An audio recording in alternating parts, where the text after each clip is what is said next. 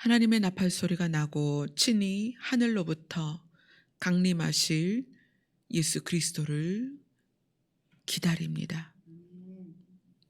언제 오실지 그 날짜는 우리가 알 수 없지만 주님의 약속은 신실하여서 헛된 약속이 하나도 없기 때문에 그 다시 오시겠다는 그 약속이 얼마나 신실하게 우리 가운데 이루어질지 우리가 기대하며 소망합니다.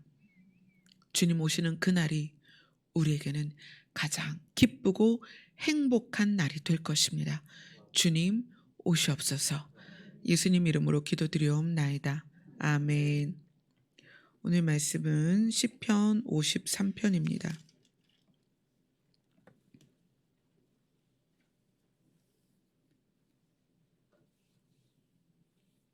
53편 1절로 6절까지 다 같이 읽겠습니다. 시작. 어리석은 자는 그의 마음에 이르기를 하나님이 없다 하도다. 그들은 부패하며 가증한 악을 행하며 선을 행하는 자가 없도다. 하나님이 하늘에서 인생을 굽어 살피사 지각이 있는 자와 하나님을 찾는 자가 있는가 보려 하신즉 각기 물러가 함께 더러운 자가 되고 선을 행하는 자 없으니 한 사람도 없도다. 죄악을 행하는 자들은 무지하냐. 그들이 떡 먹듯이 내 백성을 먹으며 하나님을 부르지 아니하는도다. 그들이 두려움이 없는 곳에서 크게 두려워하였으니 너를 대항하여 진친 그들의 뼈를 하나님이 흩으심이라. 하나님이 그들을 버리셨으므로 내가 그들에게 수치를 당하게 하였도다. 시온에서 이스라엘을 구원하여 줄 자 누구인가? 하나님이 자기 백성의 포로된 것을 돌이키실 때에 야곱이 즐거워하며 이스라엘이 기뻐하리로다. 아멘. 이 53편 이 시는 다윗의 시입니다. 다윗이 하나님이 하늘에서 인생을 살피시며 어떤 사람을 눈여겨보고 어떤 사람을 찾고 있는지를 다윗의 입장에서 하나님의 마음을 헤아린 거예요. 하나님은 이런 사람을 찾고 있다. 다윗의 시는 이 시편의 많은 부분의 다윗의 시인데 이 53편 말고도 이 53편과 동일한 시구를 써서 시를 지은 것이 우리 시편을 다룰 때 처음에 한번 다뤘어요. 14편을 한번 가보겠습니다. 시편 14편입니다. 거의 내용이 비슷해요. 이것도 다윗의 시입니다. 시편 14편 같이 읽겠습니다. 시작. 어리석은 자는 그의 마음에 이르기를 하나님이 없다 하는도다. 그들은 부패하고 그 행실이 가증하니 선을 행하는 자가 없도다. 여호와께서 하늘에서 인생을 굽어 살피사 지각이 있어 하나님을 찾는 자가 있는가 보려 하신즉 다 치우쳐 함께 더러운 자가 되고 선을 행하는 자가 없으니 하나도 없도다. 죄악을 행하는 자는 다 무지하냐. 그들이 떡 먹듯이 내 백성을 먹으면서 여호와를 부르지 아니하는도다. 그러나 거기서 그들은 두려워하고 두려워하였으니 하나님이 의인의 세대에 계심이로다. 너희가 가난한 자의 계획을 부끄럽게 하나 오직 여호와는 그의 피난처가 되시도다.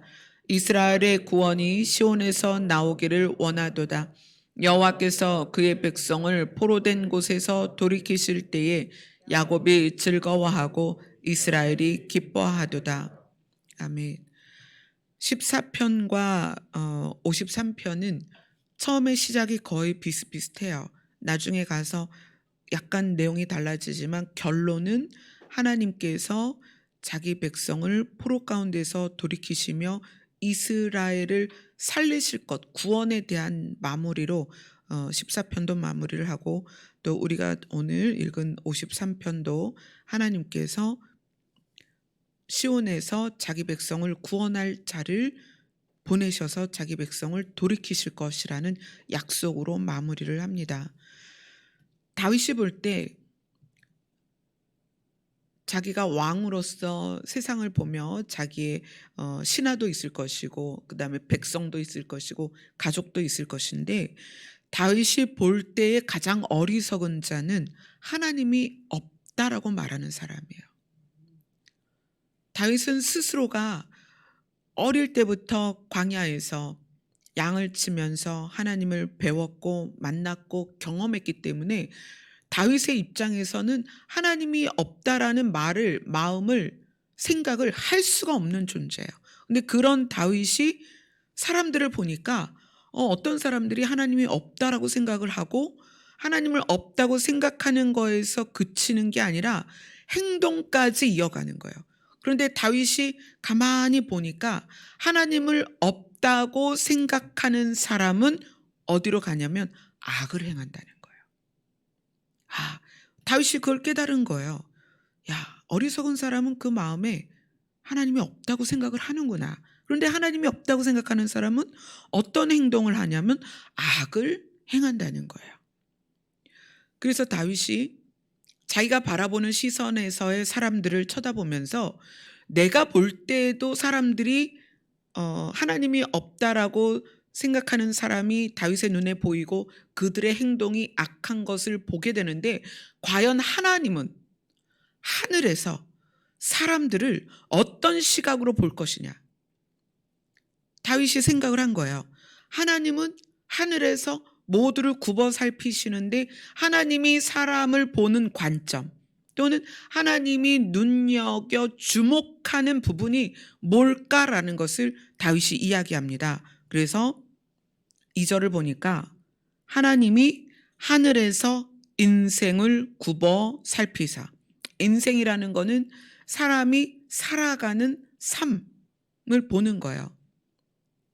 어떤 한 사람을 그냥 넌 누구냐, 네 이름이 뭐냐, 얼마나 배웠냐 이게 아니라 그 사람이 어떻게 살아가느냐 그걸 본다는 거예요.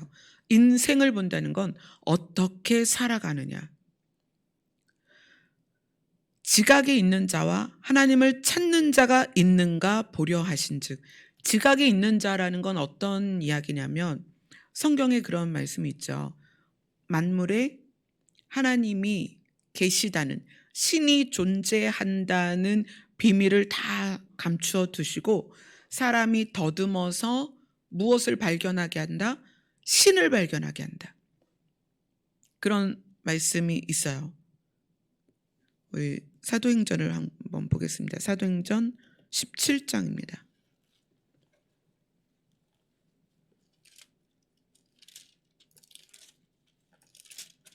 사도행전 17장 22절부터입니다.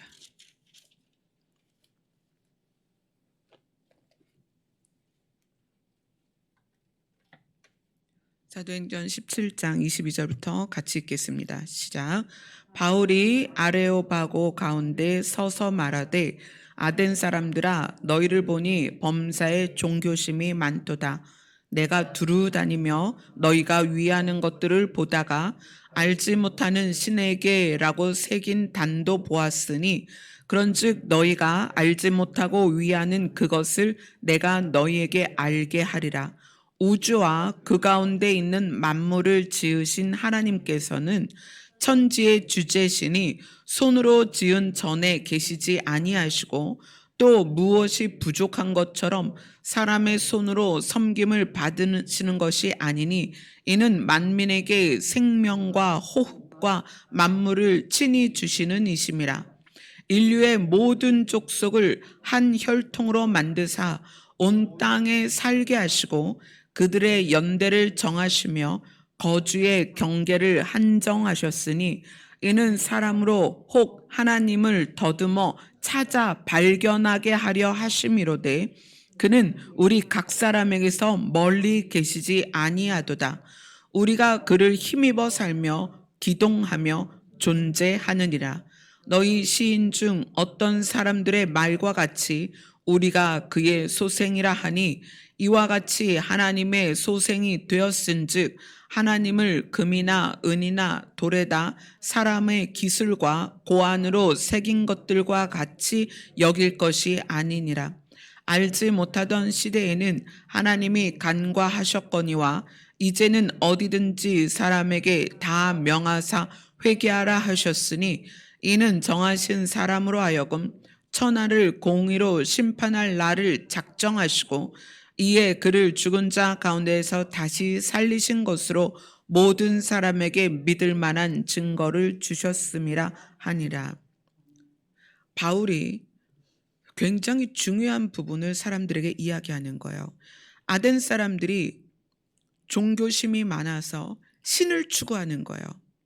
돌을 깎아 만들든지 새겨 만들든지 금이나 은을 부어 만들든지 이런 신들을 많이 만들어 놓고 이름을 붙이는데 나중에는 어떤 이름까지 붙이냐면 알지 못하는 신에게, 신이라는 존재가 있는 것 같은데 어떤 신인지 모르겠지만 사람들이 신을 의지하여야만 복을 받을 거라는 그들의 종교성, 그게 있다 보니까 온갖 신을 다 만들어 놓고 이름을 짓다가 나중에는 뭐라고 짓냐면 알지 못하는 신에게라는 이름까지 지어놓고 신을 섬기는 거예요.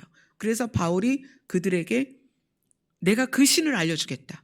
너희가 알지 못하는 그 이름을 알지 못하는 신을 내가 알려주겠다. 그분이 누구냐면 우주와 그 가운데 만물을 지으신 하나님이시다. 그리고 하나님을 소개하는데 하나님을 소개하는 부분에서 어떤 부분을 이야기하냐면 인류의 모든 족속을 한 혈통에서 만들었다. 누구로부터 시작했어요? 아담으로부터 시작했죠. 아담과 하와로부터 시작되어서 물 심판이 있었을 때 그 다음에는 노아의 가족으로부터 흘러서 지금까지 이르렀는데 한 혈통이라는 게 굉장히 중요한 거예요. 보통 이제 사람들이 창세기를 이렇게 이야기하다 보면 가인이 자기를 죽이려는 사람을 만났을 때 자기가 죽을까 두렵습니다라고 하나님께 고하는 장면이 있어요. 그것을 보고 사람들이 아담과 하와 외에도 하나님이 만든 사람들이 또 있었나 보다 이렇게 얘기를 해요. 그러나 성경은 핵심 인물들만 적어서 그렇지 아담과 하와 이후에 가인과 아벨과 셋 이외에도 아담과 하와에게는 많은 자손이 있었다는 거예요. 그거를 지금 바울이 이야기를 하는 거거든요.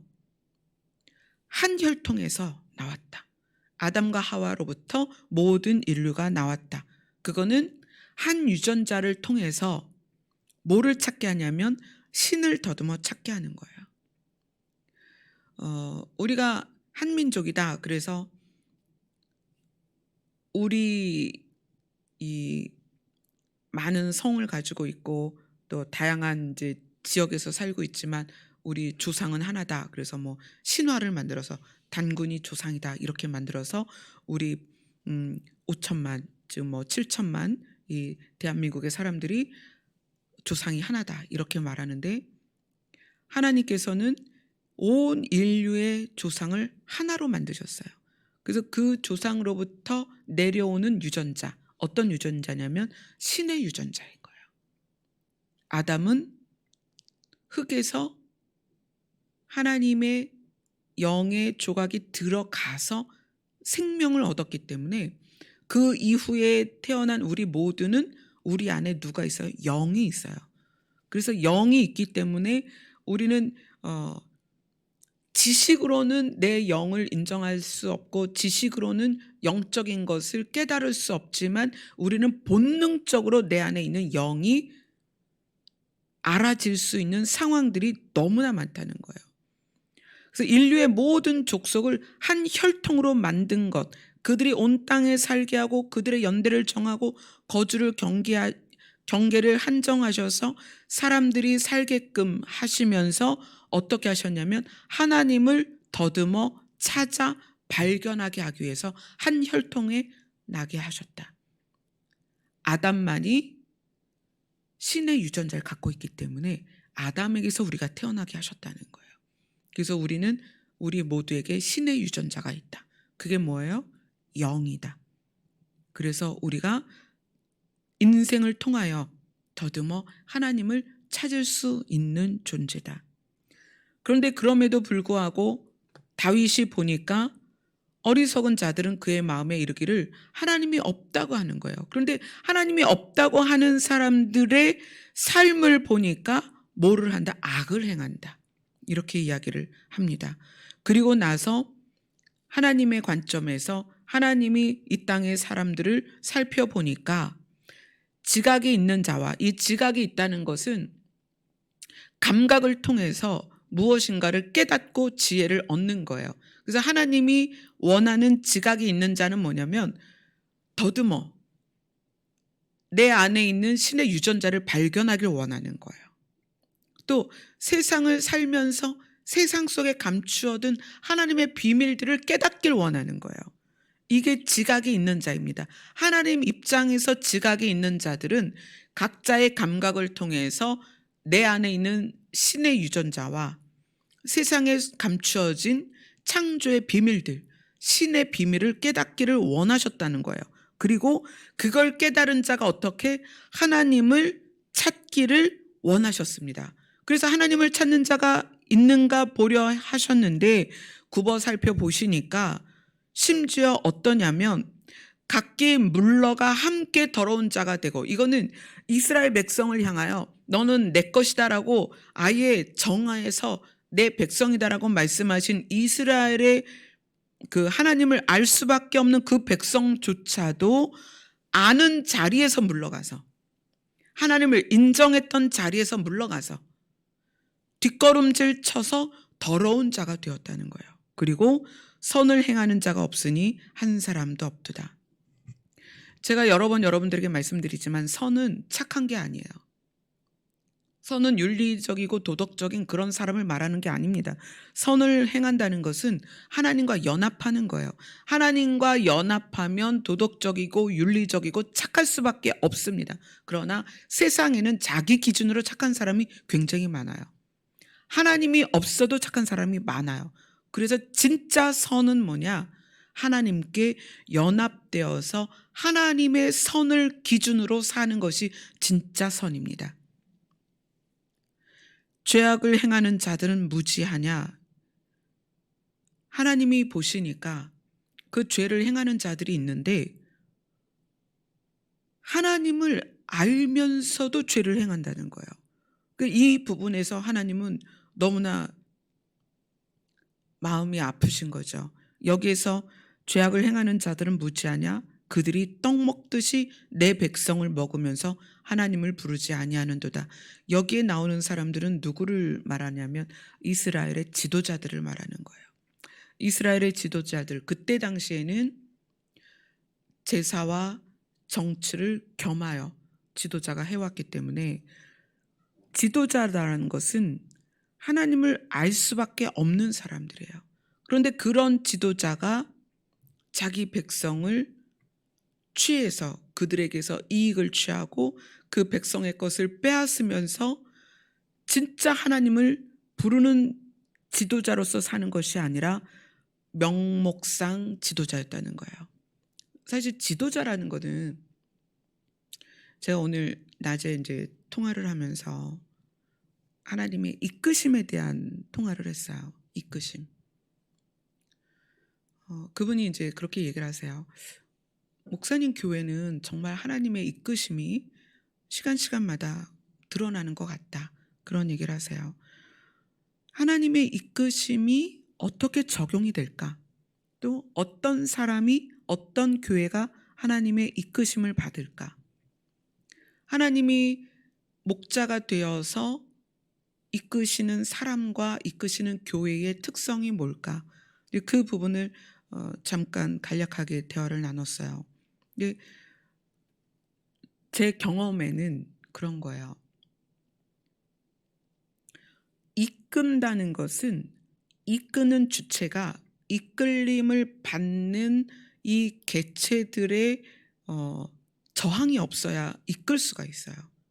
그 얘기는 이끄는 주체가 가지고 있는 계획과 뜻을 이끄는 주체가 세웠을 때 이끌림을 받는 개체들이 그것에 대하여 동의를 하고 순종을 해야 돼요. 그래야 이끌어 가거든요. 제가 아버지의 목회와 남편의 목회를 보면서 제가 혼자 다짐했던 게 있었어요. 하나님이 요구하실 때에는 그것이 무엇이든 그게 가장 선한 것이다. 하나님이 원하시는 건 그것이 나에게 피해가 있든 나에게 손해가 있든 내가 심지어 생명을 내려놓아야 해도 그것이 가장 선한 것이다. 하나님이 세우신 기준은 내가 아무리 세상에서 많은 것을 배워도 하나님의 기준이 가장 고차원적인 기준이다. 이런 것들을 계속 생각을 했었어요. 그래서 제가 목회를 시작하는 그 시작점에서는 저는 계획도 안 하고 어떤 것에 대한 소원을 제 안에 아무것도 가지지 않기를 노력했어요. 처음부터 그렇게 되는 건 아니에요. 그러나 하나님이 이끌어 가시려면 제가 발버둥 치거나 거부하거나 거절하거나 그러지 말아야 되잖아요. 하나님이 가장 오르신데, 하나님이 가장 선하고 하나님이 가장 오르신데 내가 하나님의 요구 앞에서 하나님 이게 더 옳은 것 같아요. 하나님 제 생각엔 이래요. 이러면 안 되잖아요. 그래서 제가 목회를 시작하는 시점에서는 제가 가장 하나님 앞에 집중한 게 뭐냐면 아무 생각과 계획을 갖지 않는 거예요. 근데 그게 어떻게 시작이 될 수 있냐면 내 마음에 뭘 하고 싶다라는 욕구, 그거를 제어하는 거예요. 평상시에 우리가 다 감정이 있고 감각이 있고 그러다 보니까 난 이게 하고 싶어, 저게 하고 싶어, 이렇게 하고 싶어, 이렇게 살고 싶어, 막 이런 개인의 어떤 욕구들이 있어요. 근데 제가 하나님 앞에 가장 많이 신경 쓴 게 뭐냐면 내 안에 어떤 욕구도 일어나지 않게 하는 거. 그걸 정말 많이 신경 썼어요. 탐심이 우상숭배다. 욕심이 죄를 낳고 죄가 사망을 낳고, 욕심이 잉태한 즉 죄를 낳고 죄가 장성한 즉 사망을 낳는데 그 욕심이 뭐냐는 거예요. 욕심.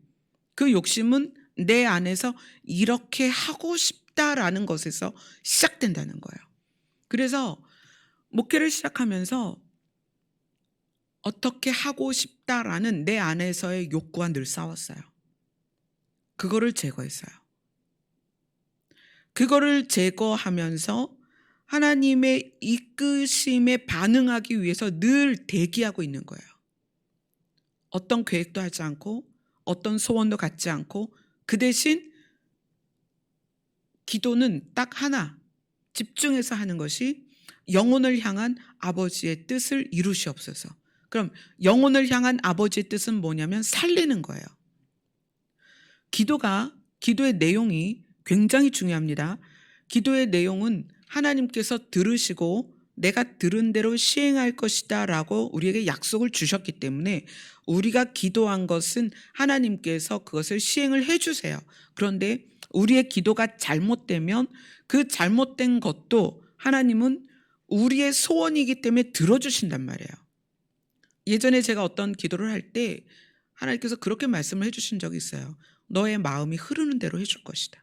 자, 그러면 이거는 굉장히 무서운 말이에요. 우리의 마음이 악하게 흐르면 악하게 흐르는 대로 그 일을 이루어 줄 거라는 거예요. 그거 어떻게 되겠어요? 그 악한 끝은 심판이란 말이에요. 우리의 마음이 선하게 흐르면 그 흐름대로 결과를 얻게 해줄 것이다. 그 선한 흐름은 나중에 하나님 앞에 가는 거예요. 상급이고 영광입니다. 우리가 우리의 마음을 어떻게 흘러가는지 봐야 합니다. 뭘 하고 싶다, 어떻게 하고 싶다라는 그것이 여러분 안에 너무 강하다면 그거 다 내려놓으셔야 돼요. 저는 여러분이 제로였으면 좋겠어요. 어떤 것도 하고 싶다라는 욕구가 없는 제로 상태로 있을 때 하나님의 이끄심을 경험하게 돼요. 하나님의 이끄심이 때로는 음성으로, 때로는 감동으로, 때로는 말씀으로, 때로는 기도 가운데, 때로는 어떤 타인을 통해서, 때로는 이제 가족을 통해서 그런 이끄심이 현실로 다가올 때 내 안에 내 주장 또는 내 선입견 아니면 내가 가지고 있는 어떤 그 딱 짜여진 틀 이게 있으면 하나님이 이끌어 가실 수가 없어요. 하나님께서 지각이 있는 자와 하나님을 찾는 자가 있는가 보려고 세상을 봤더니 다윗이 본 것처럼 하나님이 없다라고 말하는 사람도 있지만 하나님이 더 깊이 살핀 사람은 누구냐면 하나님을 알고 믿고 심지어 지도자인데 자기 백성들을 여기서는 먹는다라고 표현하죠. 탈취하고 백성들을 괴롭히면서 자기의 부를 취하고 그리고 지도자의 위치에서 하나님을 부르지 않는다는 거예요. 그럼 그들의 마음은 무엇에 이끌려 가냐면 하나님이 이끌어 가시는 것이 아니라 자기 마음의 욕구와 탐심에 의하여 이끌려 가는 거예요. 그래서 하나님께 이끌려 가지 않고 자기 탐심에 의하여 이끌려 가기 때문에 결과적으로 악을 행하게 되고 악을 행하기 때문에 어떻게 된다? 5절에 보니까 그들의 뼈를 하나님이 흩으심이라. 여기에서는 이스라엘을 대적하는 자들의 뼈도 포함이 되고 하나님을 대적하는 자들의 뼈도 포함이 되고 인생 가운데에서 하나님을 거역하는 가증한 악을 행하는 자들의 뼈도 마찬가지입니다. 결과적으로 우리는 심판 앞에 서게 될 것인데 우리의 마음이 무엇에 이끌렸냐에 따라서 그것이 심판이냐 영광이냐 갈림길에 서게 될 거라는 거예요.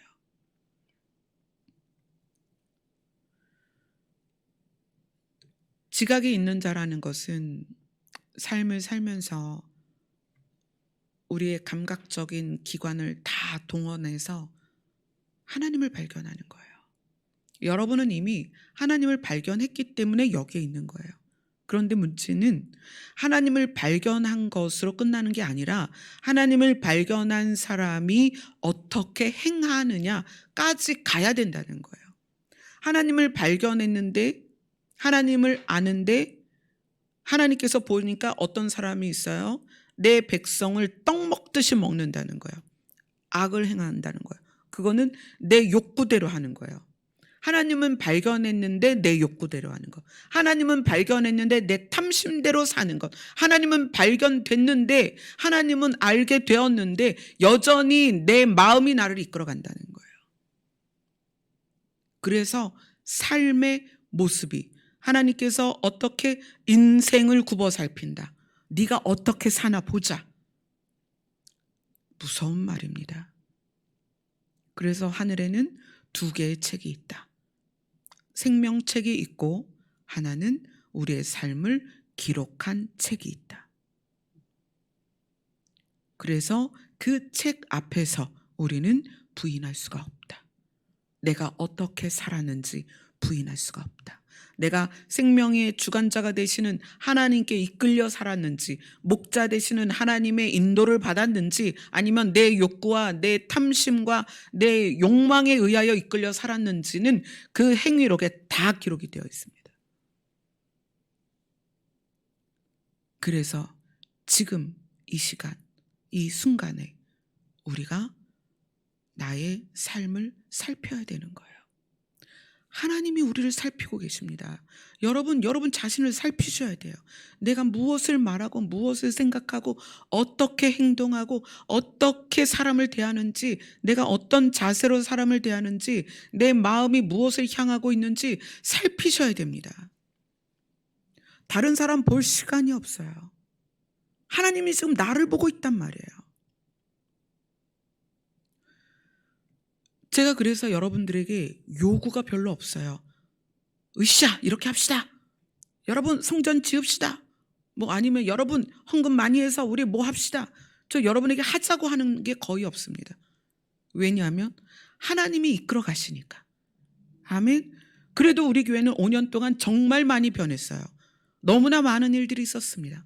하나님께서 2018년도에 중보기도를 하는데, 그때 중보기도 팀이었던 분들이 여기에 몇 분 계시죠? 갑자기 하나님께서 그런 말씀하시는 거예요. 내가 판을 새롭게 할 것이다. 그때는 그 판을 새롭게 하신다는 말씀이 어디까지 적용이 될지 몰랐어요. 근데 판을 새롭게 하신다는 거는 어, 우리 교회를 방주와 같은 교회로 세우실 것이라는 약속에 의해서, 지난번에도 말씀드렸듯이 방주 안에 노아의 8식구가 동물들을 괴롭히는 사람이라면 하나님이 그 노아의 8식구 중에 그런 사람은 방주에 태울 수가 없죠. 그죠? 동물을 학대하는 사람이 있다면 태울 수가 없죠. 또 방주 안에 여러 동물들이 모이는데 그 동물들이 다른 동물들을 해치거나 잡아먹을 동물이라면 그 안에 넣을 수가 없죠. 온갖 동물들이 종류대로 다 방주에 모였는데 누가 이끌었다? 하나님이 이끄셨다. 노아가 잡으러 다녔다? 아니요. 하나님이 그 동물들을 부르셨어요. 그래서 그들은 자기들이 어디를 가는지는 모르지만 신이 부르니까 방주로 향해 온 거예요. 어쩌면 지구 반바퀴를 돌아서 왔을 수도 있죠. 그러면 그들은 방주를 짓기 전부터 출발했을지도 모릅니다. 하여튼 긴 시간을 그들의 걸음으로 걸어서 방주까지 도착할 때 얼마나 그들도 힘들었겠어요. 그러나 왜 왔어요?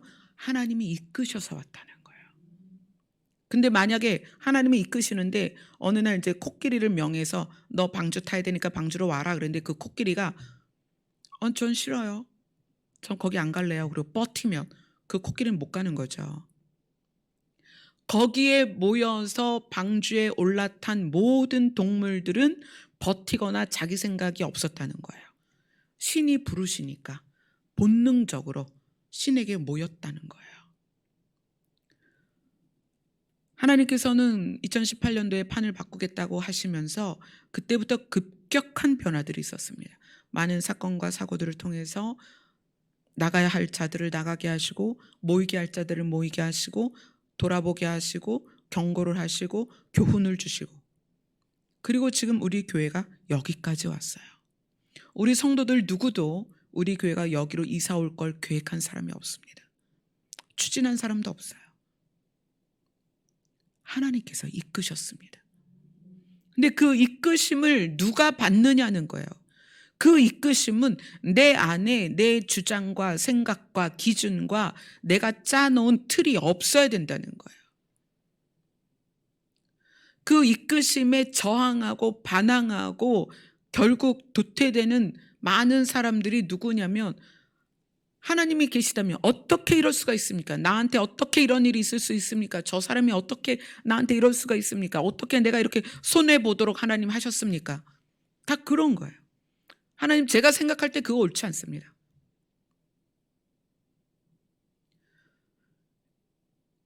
오늘 말씀에 시온에서 이스라엘을 구원하여 줄 자 누구인가? 하나님이 자기 백성이 포로된 것을 돌이키실 때에 우리 모두가 이 땅에서 우리가 공중권세 잡은 자의 세력 안에 사실은 이런저런 많은 것들로 얽매여서 괴롭힘을 당하고 있잖아요. 하나님께서 예수 그리스도를 통하여 우리를 여기서 자유케 하실 것입니다. 그날이 반드시 올 것입니다. 그러면 하늘에서부터 하나님께서 천군 천사의 나팔 소리와 함께 우리의 이름을 부르셔서 우리를 이끄실 거예요.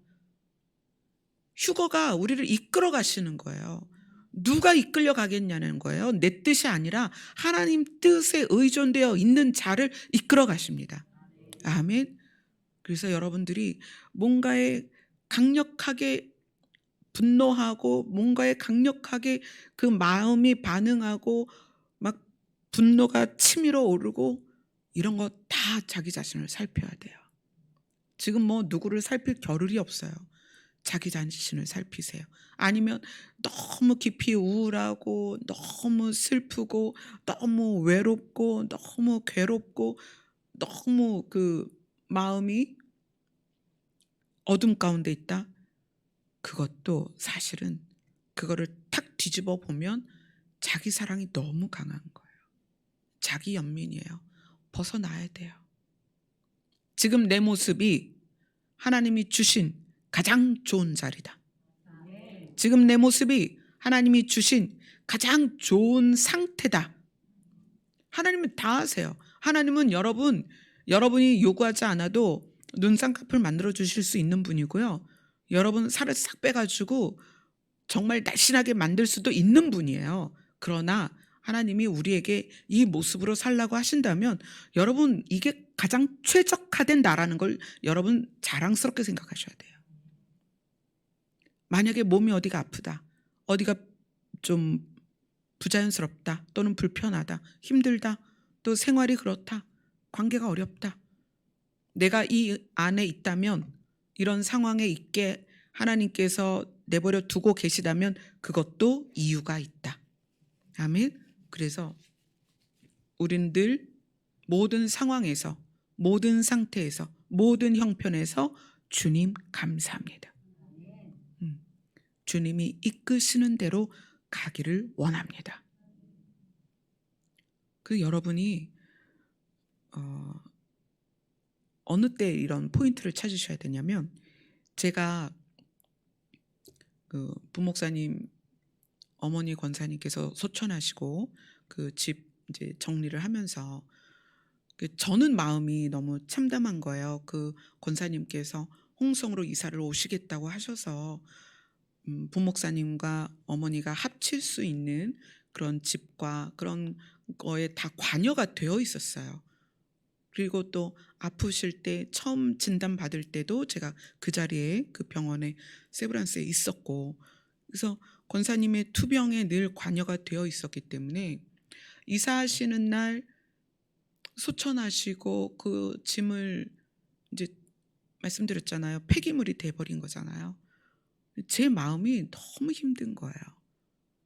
저와 만났을 때 들었던 가방, 저와 만났을 때 입으셨던 옷, 또 병원에서 쓰셨던 물건들, 그 물건들 중에는 제가 병원에서 쓰시라고 사드린 것, 그 포장도 안 뜯은 그런 물건들이 있고, 근데 그 상황에서 저는 그걸 폐기물로 내려놔야 되는 상황인 거예요.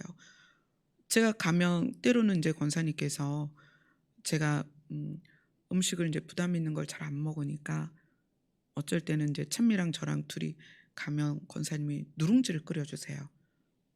그런 누룽지 먹으면서 권사님하고 이런저런 이야기하고 또 권사님의 이제 옛날 이야기도 들어드리고 그랬었는데, 그런 그릇조차도 폐기물이 되는 거잖아요.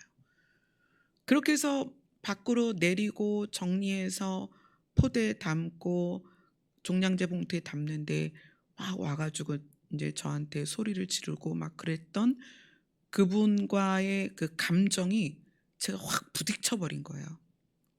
얼마나 화가 나는지. 아니 이렇게 온 집의 살림이 다 내려왔으면 저 같으면 집에 무슨 일이 있으세요? 어떻게 이렇게 살림이 다 내려왔어요? 이렇게 물어볼 것 같은데 폐기물을 많이 내놨다고 막 화를 내니까 제가 순간 화가 난 거예요.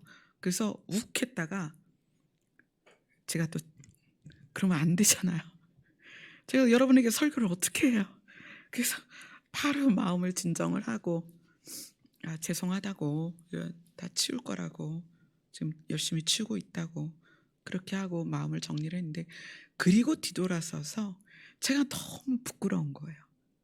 내 안에 뽑혀나가지 않은 혈기가 아직도 있구나. 이 사건과 맞물리니까 내 안에 있던 혈기가 나오는구나. 그래서 하루 종일 뭐 했겠어요? 그 정리하면서 아버지 제가 모세를 뭐라고 할 게 아니라 제 자신이 아직도 이렇게 부족합니다. 제가 성도들 앞에서 이거를 한 번은 꼭 얘기를 하고 사죄를 하고 회개를 하고 해야 될 것 같습니다. 그랬어요. 지난번에도 말씀드리고 오늘은 정식으로 회개를 하는 거예요. 저도 제 안에서 주체할 수 없는 혈기가 나올 때가 있더라는 거예요. 근데 그 아줌마가 그렇게 화를 내고 막 그러다가 제가 미안하다고 그러고 죄송하다고 그러는데 뒤돌아서더니 자기가 뭐 갖고 갈 거 없나 막 찾는 거예요, 폐기물에서. 그러더니 그 권사님이 아끼던 그 화분들이 있었어요. 그러니까 화분을 이제 얘는 가져가면 살겠다 이러면서 막 가져가는 거예요.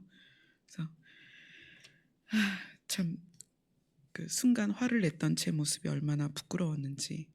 자, 그렇게 제 안의 혈기를 만약에 그대로 유지한다면, 제 안의 혈기가 계속 발동되도록 제가 놔둔다면 하나님의 이끄심을 받을 수가 없다는 거예요. 하나님이 모세에게 원하셨던 게 뭐예요? 너희들이 10번을 나를 반역해서 너희들이 광야를 40년 돌지만 나는 여전히 너희를 사랑한다. 그게 하나님 뜻입니다. 그래서 반석을 명하여 물을 내라고 하는 거예요. 근데 모세가 어떻게 했어요? 내가 말이야 지금 이 상황에 이 반석에 명해서 물을 내야 되겠냐? 그리고 반석을 쳐버린 거예요. 그 반석을 치는 혈기가 언제적 혈기냐면 애굽에서 왕자로 40년 살다가 이스라엘 백성과 애굽 사람이 싸울 때 그를 쳐서 죽였던 혈기라는 거예요. 그 혈기가 도로 나온 거죠. 하나님이 왜 인생을 굽어 살피시느냐? 너희들의 삶의 모습이 지금 이 순간에 어떻게 살고 있고 앞으로도 너희가 어떻게 사느냐를 보시겠다는 거예요. 인생을 굽어 살핀다는 것은 내가 왕년에 교회에서 뭘 했고 왕년에 내가 교회에서 어떻게 했고 그걸 본다는 게 아니에요. 우리가 삶을 살아가면서 우리가 계속 어떻게 살아가느냐. 오늘보다 내일이 더 하나님께 연합이 되고 내일보다 그 다음 날이 더 선해야 되고 그날보다 1년 후엔 더 하나님께 깊이 들어가 있어야 되고 정말 주님 오시는 그 날에는 우리가 신부로 준비가 되어 있어야 된다는 거예요. 그게 우리의 인생이어야 한다. 그리고 그런 사람을 하나님께서 이끄신다. 아멘. 하나님은 우리의 뼈를 흩으실 수 있는 분이십니다. 그 주권이 하나님께 있어요. 이건 누구도 하나님께 원망할 수 없습니다. 하나님이 어떻게 우리 사랑한다고 그러고 우리를 흩으세요? 우리의 뼈를 이렇게 흩어버리세요? 하나님은 그래서 우리에게 말씀하셨죠. 주의 이름을 부르는 자는 구원을 얻을 것이다. 주의 이름을 부르는 자는 그 뼈를 흩으지 않을 것이다. 그래서 하나님 말씀하시는 거예요. 지각에 있는 자와 하나님을 찾는 자가 있는가 보려 하신 자.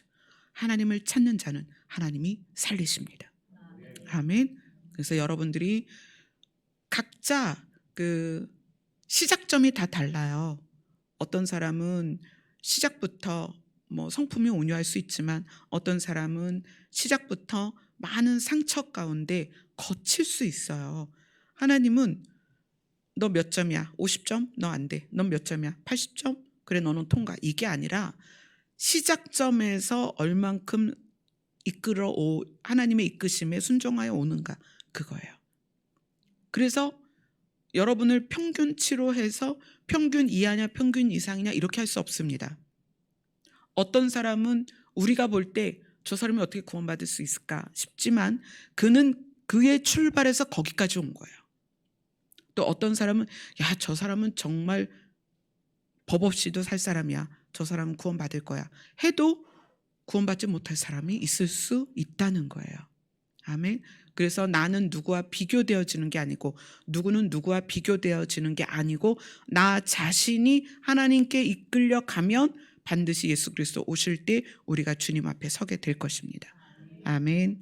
아멘. 우리 찬양합시다.